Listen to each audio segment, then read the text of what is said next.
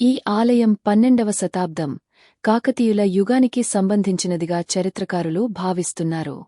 2015 సంవత్సరంలో రహదారి పనుల సమయంలో జరిగిన భూమి తవ్వకాలలో శ్రీ ఆదిమహావిష్ణు స్వామి విగ్రహం వెలుగులోకి వచ్చింది. అనంతరం గ్రామ పెద్దలు, ప్రజల సహకారంతో ఇక్కడే ఉన్న పురాతన ఆలయంలో స్వామివారిని పునఃప్రతిష్ఠించారు. ఈ ఆలయంలోని స్వామివారి విగ్రహం ఎంతో విశిష్టతను సంతరించుకుంది.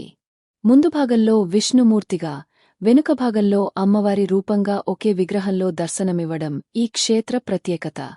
అలాగే విగ్రహం పైభాగంలో శ్రీమహావిష్ణువు దశావతారాలు దర్శనమిస్తాయి. స్వామివారి పాదాలకి మెట్టెలు, కడియాలు ఉంటాయి. అంతేకాకుండా విగ్రహం వెనుక భాగంలో కొప్పుతో కూడిన అమ్మవారి రూపం వక్షస్థలం వరకు ప్రతిఫలించడం ఈ విగ్రహం ప్రత్యేకత. ఈ కారణంగా స్థానిక భక్తులు స్వామిని జగన్మోహిని రూప ఆదిమహావిష్ణువుగా కూడా కీర్తిస్తారు. ఈ ఆలయం హైదరాబాద్ దగ్గరలోగల భువనగిరి జిల్లాలోని దేవలమ్మనాగారం అనే ప్రాంతంలో ఉంది.